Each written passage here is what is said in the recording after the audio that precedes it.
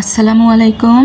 আজকে আমি আপনাদের সাথে শেয়ার করতে যাচ্ছি সবার প্রিয় একটি মিষ্টি রেসিপি, রসমালাই। নরম ছানার বল আর ঘন দুধের মিশেলে তৈরি এই মিষ্টান্নটি খেতে যেমন সুস্বাদু তেমনই দেখতে দারুণ আকর্ষণীয়। অনেকে মনে করেন রসমালাই বানানো খুবই কঠিন, কিন্তু সঠিক নিয়ম জানলে খুব সহজেই বানানো যায় একদম পারফেক্ট রসমালাই। আজকে এই রেসিপিতে আমি ধাপে ধাপে দেখাবো কিভাবে নরম, স্পঞ্জি আর মজাদার রসমালাই বানানো। চলুন তাহলে দেরি না করে শুরু করা যাক। প্রথমে আমি ছানাটা তৈরি করে নিব, তাই এখানে আমি 2 লিটার দুধ নিয়েছি। দুধটা চুলায় বসিয়ে দিয়েছি।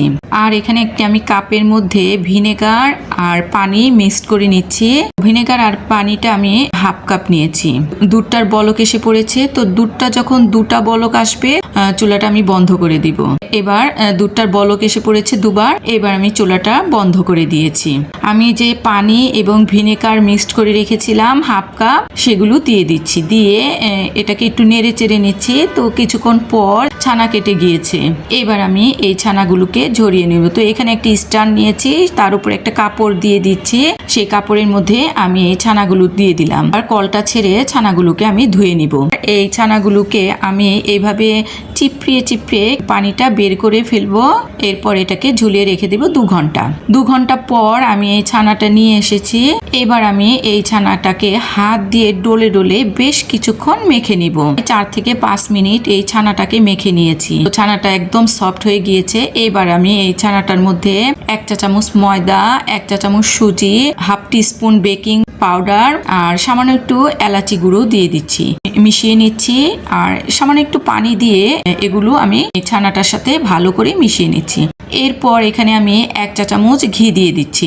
ঘিটা দিয়ে আবারও কিছুক্ষণ মেখে নিয়েছি। মাখা হয়ে গিয়েছে। এবার আমি এগুলোকে তুলে নিচ্ছি। তুলে এবার এই ছানাগুলোর থেকে আমি ছোট্ট একটা চামচ নিয়েছি। সে চামচ দিয়ে ছোট ছোট করে বল করে নিচ্ছি। তো চামচটা দিয়ে বল করে নিচ্ছি যাতে করে সবগুলো বল একদম সমান হয়। তো এইভাবে আমি ছানার বল তৈরি করে নিয়েছি। সবগুলো বল তৈরি হয়ে গিয়েছে। এবার আমি একটি কাপড় দিয়ে এই ছানার বলগুলোকে একটু ঢেকে রেখে দেব। আর এদিক দিয়ে আমি চিনি সিরাপটা তৈরি করে নিব। তাই এখানে আমি 2 কাপ চিনি দিয়ে দিলাম, 4 কাপ পানি দিয়ে দিলাম। চিনি সিরাপটা যখন বলক এসে পড়বে, এর মধ্যে যে আমি সেই ছানার বলগুলো তৈরি করে রেখেছিলাম সেগুলো দিয়ে দিলাম। ঢাকনা দিয়ে ঢেকে চুলার আঁচ বাড়িয়ে এটাকে আমি 10 মিনিট জাল দিব। তো 10 মিনিট পর ঢাকনাটা খুলে দেখিয়ে দিচ্ছি মিষ্টিগুলো আগের তুলনায় কতটা বড় হয়ে গিয়েছে আর চিনি শিরাটাও ঘন হয়ে গিয়েছে। এখানে আমি 1 কাপ গরম পানি দিয়ে দিলাম। দিয়ে আবারও এটাকে ঢাকনা দিয়ে ঢেকে আরো 5 মিনিট এটাকে আমি জাল দিব। 5 মিনিট পর আমি ঢাকনাটা খুলে দেখিয়ে দিচ্ছি মিষ্টিগুলো আরো বড় হয়ে গেছে। এখান থেকে আমি একটি মিষ্টি একটা কাপের মধ্যে পানি দিয়ে সেখানে দিয়ে দিচ্ছি। দেখুন মিষ্টিটা একদম পানির নিচে চলে গিয়েছে, তার মানে মিষ্টিটার ভিতরেও রস চলে গিয়েছে। পাতলা শিরার মধ্যে মিষ্টিগুলোকে রেখে দিব। তাই এখানে আমি আবারও 1 কাপ পানি দিয়ে ঢাকনা দিয়ে ঢেকে 5 মিনিট এটাকে আবার জাল দিলাম। আমি মোট মিষ্টিগুলোকে 20 মিনিট জাল দিয়েছি। তো 20 মিনিট পর মিষ্টিগুলো হয়ে গিয়েছে। এবার আমি চুলার আঁচটা বন্ধ করে এটাকে রেখে দিব 5 থেকে 6 ঘন্টা। আমি এরপর মালাইটা তৈরি করে নিব। তো এখানে আমি 1 লিটার দুধ নিয়েছি। তো দুধটা চুলায় বসিয়ে দিয়েছি।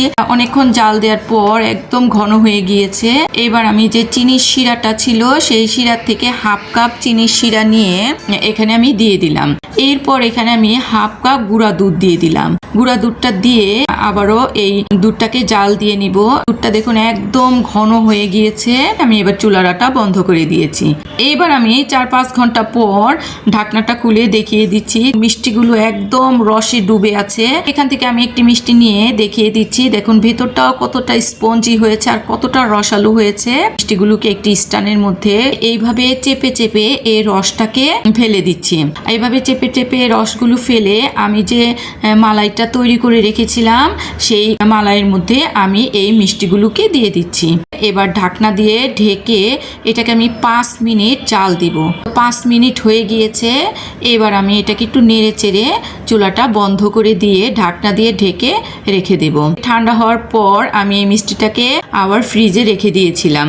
এবার আমি মিষ্টিটাকে ফ্রিজ থেকে বের করে নিয়ে দেখিয়ে দিচ্ছি মালাইটাও কতটা ঘন হয়ে গিয়েছে আর মিষ্টিগুলো আর ফুলে ডবল হয়ে গিয়েছে। এবার আমি এগুলোকে পরিবেশন করে নিচ্ছি একটি প্লেটের মধ্যে দিয়ে, এগুলোকে সাজিয়ে নিচ্ছি। মিষ্টিগুলোর উপরে কিছু পেস্তা বাদাম কুচি দিয়ে দিচ্ছি। তো দেখুন পেস্তা বাদামটা দিয়েতে মিষ্টিগুলো কতটা সুন্দর লাগছে। তো এখান থেকে আমি একটি মিষ্টি কেটে দেখিয়ে দিচ্ছি। দেখুন ভেতরটা কতটা নরম হয়েছে আর মালাইটা মিষ্টির ভিতরেও সুন্দরভাবে চলে গিয়েছে। এই ছিল আজকে আমার রসমালাইয়ের রেসিপি। আশা করি আপনাদের খুবই ভালো লেগেছে। এই রসমালাইটা অবশ্যই বাসায় ট্রাই করবেন, দেখবেন সবাই খুবই পছন্দ করে খাবে। আর আমার এই রসমালাই রেসিপিটি যদি আপনাদের ভালো লাগে অবশ্যই লাইক শেয়ার করবেন এবং সাবস্ক্রাইব করবেন। দেখা হবে আবার নতুন কোনো রেসিপি নিয়ে। আল্লাহ হাফেজ।